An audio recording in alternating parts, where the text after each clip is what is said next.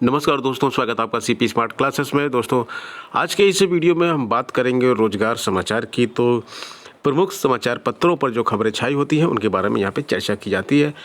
तो दोस्तों शुरू करते हैं। और जिन छात्रों ने पहली बार चैनल पर विजिट किया है और अभी तक चैनल को सब्सक्राइब नहीं किया तो चैनल सब्सक्राइब करके बेल आइकन दबा दें और वीडियो को लाइक और शेयर फटाफट कर दें।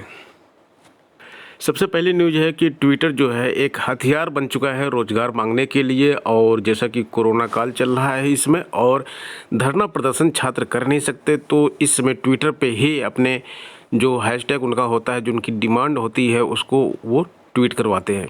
तो देखिए यहाँ पे लिखा है, जो प्रतियोगी 2 जून की रोजी रोटी मांग रहे थे वे शनिवार को फिर बेरोजगारी का ढोल पीटते दिखे। सीएम के जन्मदिन को बेरोजगारी दिवस के रूप में मनाया। ट्विटर को हथियार बनाकर रोजगार मांगा गया। ज्ञात हो कि प्रतियोगी पहले नई भर्ती निकालने की मांग कर रहे थे। अनसुनी पर तरह तरह से प्रदर्शन करके सरकार का ध्यान खींच रहे हैं। प्रतियोगियों का कहना है कि 4 साल से सरकार सरकारी नौकरियां देने में विफल रही है। भर्ती आई ही नहीं, जो आई थी वह भी न्यायालय में फंसी हैं। अधीनस्थ चयन आयोग और माध्यमिक शिक्षा सेवा चयन नियुक्तियां देने में सबसे पीछे रहा है।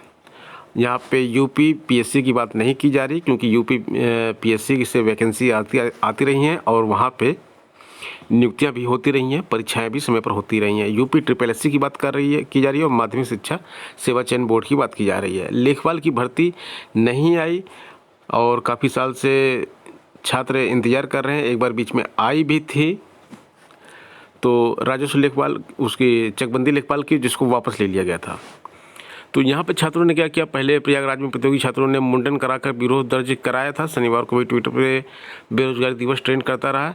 लाखों ट्वीट किए गए। पंकज मिश्रा, अभिषेक तिवारी, ये सारे लोग बेरोजगारी दिवस को मनाने में बढ़ चढ़ के इन्होंने हिस्सा लिया। प्राथमिक शिक्षक भर्ती के मुद्दे पर आम बेरोजगार प्रशिक्षुओं ने देशव्यापी ट्विटर अभियान चलाया। मांग है कि सरकार प्राथमिक विद्यालयों में पद रिक्त होने के बाद भी भर्ती नहीं कर रही है। सरकार सुप्रीम कोर्ट में 51,112 पद खाली होने का हलफनामा भी लगा चुकी है और वहीं 68,500 की भर्ती में 22,000 पद अभी भी रिक्त पड़े हैं। तो युवा बेरोजगार के संस्थापक राकेश पांडे उर्फ बंटी पांडे ने कहा कि इन सभी पदों को जोड़कर बड़ी प्राथमिक शिक्षक भर्ती की मांग की 97,000 प्राथमिक शिक्षक भर्ती की मांग की जा रही है। तो छात्रों की मांग अब ट्विटर पे आ चुकी है। यूपी टेट की न्यूज़ है कि अगर प्रमाण पत्र जो है आजीवन मान्य होगा तो 21 लाख छात्रों को इससे लाभ होगा, क्योंकि 21 लाख अभ्यर्थियों को लाभ मिल सकता है। 21 लाख अभ्यर्थी अभी तक उत्तीर्ण हो चुके हैं और उनको दोबारा परीक्षा नहीं देनी पड़ेगी। तो जो इसका विज्ञापन जो है वो लंबित है अभी तक। 11 मई को यूपी टीईटी का विज्ञापन आना था, लेकिन 18 मई से आवेदन लेना था उसको, लेकिन उसको कोरोना काल में स्थगित कर दिया गया था। और 15 जून की बात हो रही थी कि 15 जून से यूपी टीईटी का आवेदन आएगा, लेकिन ऐसा लग नहीं रहा कि 15 जून से अभी यूपी टीईटी का आवेदन आ पाएगा। इस पे संशय बरकरार है अभी भी। डीएलएड 2021 में मेरिट से ही एडमिशन होगा। इस बार भी लिखित परीक्षा की बात की जा रही थी, लेकिन लिखित परीक्षा नहीं कराई जाएगी और जुलाई में ये एडमिशन शुरू हो जाएगा। सितंबर तक प्रवेश प्रक्रिया पूरी कर ली जाएगी। परीक्षा नियामक प्राधिकारी कार्यालय उत्तर प्रदेश प्रयागराज ने प्रस्ताव भेज दिया है और इसके पहले लिखित परीक्षा का प्रस्ताव भेजा गया था, लेकिन इधर कोरोना संक्रमण की वजह से जिस तरह से परीक्षाएं स्थगित हो रही हैं उसमें परीक्षा कराना मुश्किल है। डीएलएड में भी प्रवेश 20 में भी प्रवेश नहीं हुआ था। कई कॉलेज ऐसे थे जहाँ पे प्रवेश बिल्कुल नहीं हुआ था। कोरोना संक्रमण की वजह से डीएलएड 2020 में भी प्रवेश प्रक्रिया शुरू नहीं हो सकी थी। उस समय भी परीक्षा संस्था ने समय रहते इसका प्रस्ताव भेजा था। संक्रमण के हालात कुछ सुधरने पर डीएलएड 2020 के लिए प्रवेश कराने की मुहिम निजी कॉलेजों ने शुरू की, लेकिन इस पर निर्णय नहीं हो सका। बीएड से छात्रों का रुझान घट चुका है इस समय। प्राथमिक स्कूलों की शिक्षक भर्ती में बीएड को सशर्त मान्य करने से प्रतियोगियों में डीएलएड करने का रुझान कम हुआ है। दरअसल बीएड करने से अभ्यर्थी अन्य भर्ती परीक्षाओं में जा सकते हैं, तो डीएलएड की तरफ उनका रुझान कम हो गया। डीएलएड से केवल प्राथमिक शिक्षक भर्ती में जा सकते हैं। अगर आप बीएड किए रहेंगे तो प्राथमिक शिक्षक भर्ती के साथ साथ आप टीजीटी, पीजीटी, केवी, एनवीएस इन सब भर्तियों में भी जा सकते हैं। उत्तर प्रदेश राज्य विद्युत उत्पादन निगम में जो जेई की वैकेंसी आई थी, इसकी लास्ट डेट 2 जुलाई है और इसमें आवेदन आप कर सकते हैं।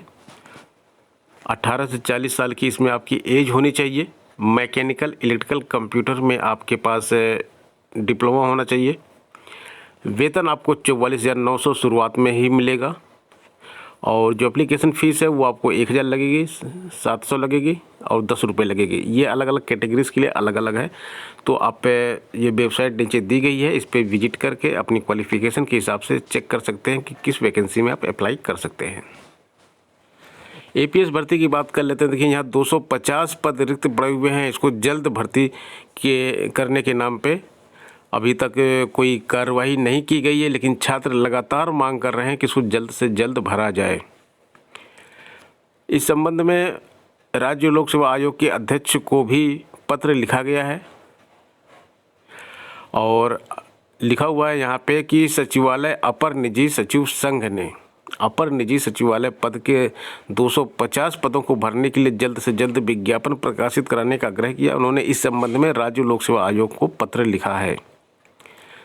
आगे लिखा है कि संघ के अध्यक्ष अनूप कुमार वर्मा जी बताया है कि सचिवालय में अपर निजी सचिव के कुल 730 पद सृजित हैं, जिसमें से 270 कर्मी की कार्यरत है, जबकि 460 पद रिक्त हैं। कार्य की अधिकता तथा अपर निजी सचिवों की अधिक कमी से कार्मिकों को कठिनाई का सामना करना पड़ रहा है। उन्होंने बताया कि वर्ष 2020 व 21 में शासन की ओर से अपर निजी सचिव के 250 से अधिक पदों के लिए भर्ती का प्रस्ताव आयोग को भेजा जा चुका है। इसके अलावा प्रक्रियाधीन भर्ती परीक्षाओं में आ रही है कठिनाइयों का निराकरण करते हुए शासन से संबंधित नियमावली में संशोधन भी कर दिया गया है।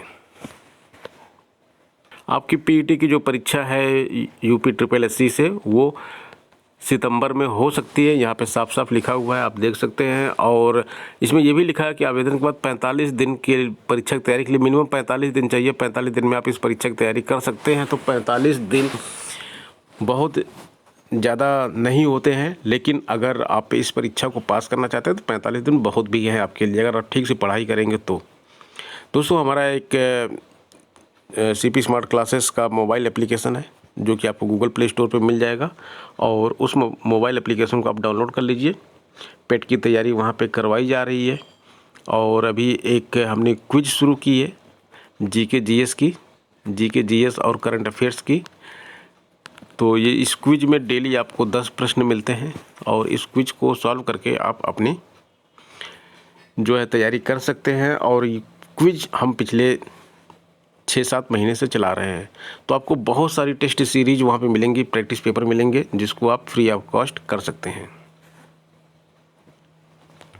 उत्तर प्रदेश लोक सेवा आयोग के परीक्षा कैलेंडर की बात करते हैं। परीक्षा कैलेंडर देखिए अब तक आ जाना चाहिए था, जून के फर्स्ट वीक में आना था, लेकिन अभी ये इसमें नहीं आ पा रहा है। ये जून के आपको सेकेंड वीक में मिलेगा, 15 तारीख के बाद ही मिलेगा आपको देखने को, क्योंकि इसमें कई परीक्षाएं ऐसी हैं जो अभी जिनकी तारीख निकली नहीं है। जून तक की परीक्षाएं इसमें निकल चुकी हैं जो स्थगित हो चुकी हैं, लेकिन कुछ परीक्षाएं ऐसी भी हैं जो स्थगित नहीं हुई हैं, लेकिन उनकी तारीखों में भी बदलाव करना पड़ेगा क्योंकि उनकी पूरी तैयारी हो नहीं पाई है, इसलिए ये थोड़ा सा लेट हो रहा है। लेकिन आप को 20 तारीख से पहले ये परीक्षा कैलेंडर मिल जाएगा। LT ग्रेड हिंदी और SST के छात्रों का जो सब्र का बांध था वो टूट चुका है। अब छात्र परेशान हो चुके हैं कि इनको ज्वाइनिंग नहीं मिल रही है। तो छात्रों ने अब विचार किया है कि 8 जून को धरने का विचार किया है और इस धरने को सफल बनाने का पूरा इनका विचार इन्होंने प्लान बनाया है। 30 जून के पहले हमारी सफलता इस बात पर निर्भर करती है कि हम 8 जून को निदेशालय पर कितनी संख्या में उपस्थित होकर निदेशालय को अपनी जिम्मेदारियों का एहसास कराते हैं। ये मैसेज आया है विकी खान की टीम की तरफ से आया है, विकी खान की तरफ से नहीं आया, लेकिन उनकी टीम के मेंबर की तरफ से आया है।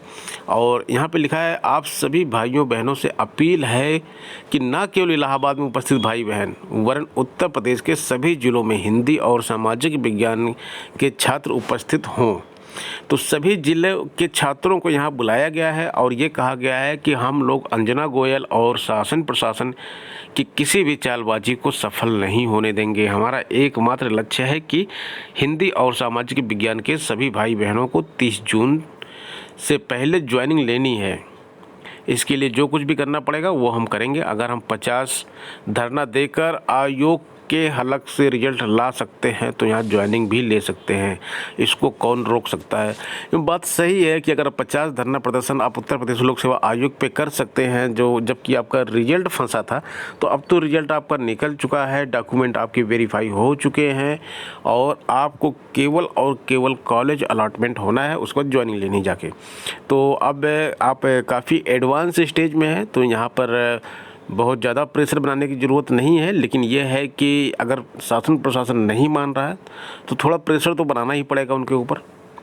तो इस धरने को उम्मीद है बाकी सभी लोग इसको सफल करेंगे और इसके बाद आपकी जो ज्वाइनिंग प्रक्रिया है वो थोड़ी आगे बढ़ेगी। तो दोस्तों, आज की अपडेट इतनी ही थी। मिलते हैं नेक्स्ट वीडियो में नई अपडेट्स के साथ। धन्यवाद।